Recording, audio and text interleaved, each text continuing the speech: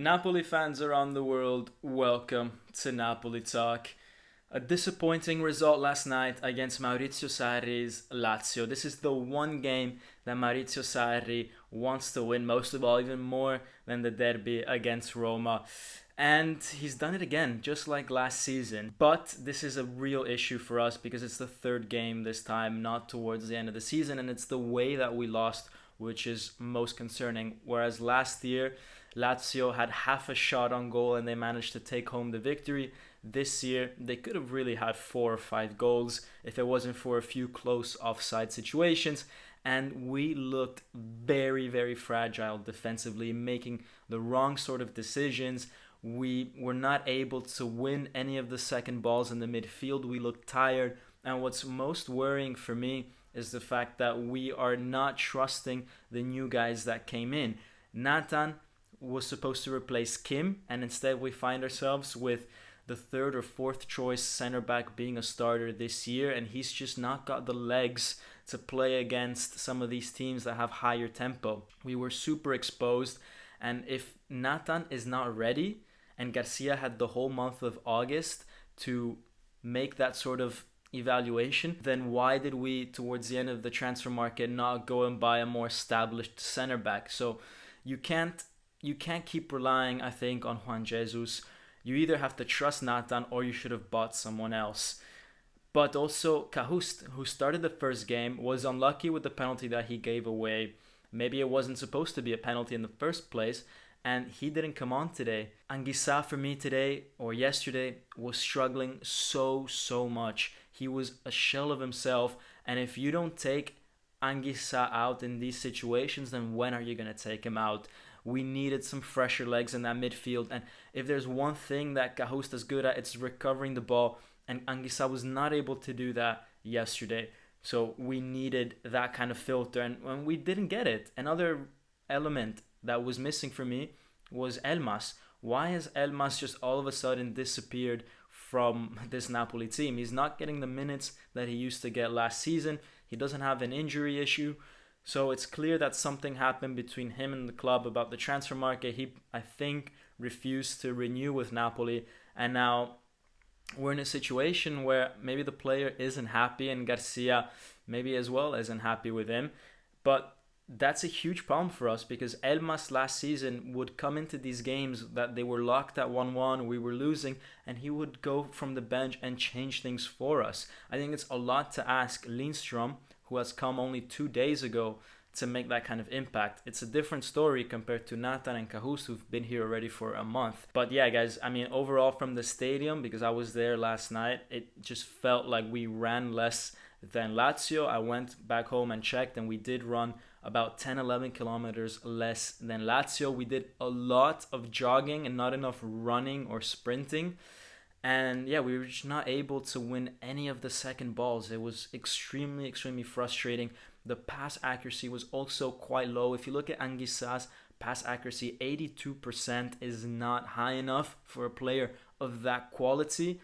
And it seemed like every kind of forward pass that he would try, it would just go to one of the Lazio players. So extremely disappointing performance from him. But now let's look into the details of what went wrong into this game with a few of the screenshots. And let's start with Lazio's first goal in the first half. And you can see that Oliveira here pushes up to try to press the guy on the ball. This, in theory, is what we've always done in the past few years.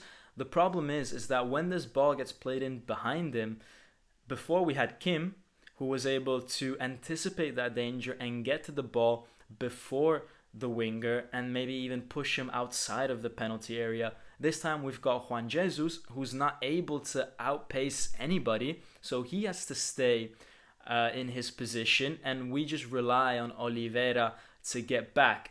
Now, that means that we didn't get rid of the problem before it arises. Oliveira does a decent job to stop the first cross, and we're actually positioned relatively okay for that first cross. But what happens is that Felipe Anderson keeps possession of the ball and tries again. And when he tries again, the Lazio players continue making their runs. Immobile to the far post, Luis Alberto to the front post.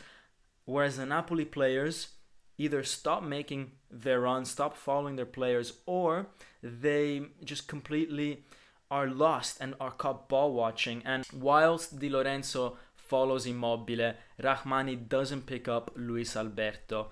And then I think Politano is also late to the scene to pick up Zaccagni. This means that Di Lorenzo and Rahmani have to stay in that position where they are, because they have to cover the run made by potentially Zaccagni, because Politano's late, which means that it's either Anguissa or Juan Jesus that needs to cover Luis Alberto. But the problem is that Rahmani doesn't tell Anguissa what's happening behind him. He's more worried about the run being made by Zaccagni, and so no one picks up this Luis Alberto. Either way, there's a clear lack of communication there. Now let's go to that second goal, which is I think what really changed the game for us.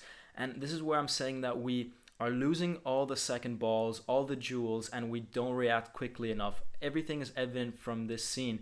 When Zielinski messes up this pass and it gets intercepted, which was an ambitious pass, I think, to make, maybe the wrong decision. But when that happens, you can see that Luis Alberto and Kamada both immediately change their body posture. They start facing the Napoli goal and they start moving in anticipation of them winning the ball. In my opinion, Anguissa should have been more aware of the fact that Zielinski could be in trouble and needs to track back immediately, starting now, Luis Alberto. Instead, he completely loses him. Oliveira loses Kamada. Kvara is not aware that Oliveira has lost Kamada, and so he doesn't track back either. And we get to the situation where Lazio win the ball. They start this counter, and Luis Alberto is free at this point because Anguissa doesn't follow him. So it's Di Lorenzo that from the right has to go and pick him up, and this opens up space in the right back position for Kamada, who also isn't picked up, to exploit. He takes the ball and shoots, beats Meret. Now, guys, in that goal, you can see everything that was wrong with Napoli in that second half. No intensity from the midfielders to track back. People are not winning their duels. And then it gets even worse because we also have defensive issues, and that's clear from the goal that was disallowed by Lazio, the first one, where there's no reason for both Juan Jesus and Rahmani to both be on Immobile that far up the field. There's no justification for that, guys. I mean, I'm totally for Rahmani on the right-hand side following Immobile. You have to do that. That's what he also did last season.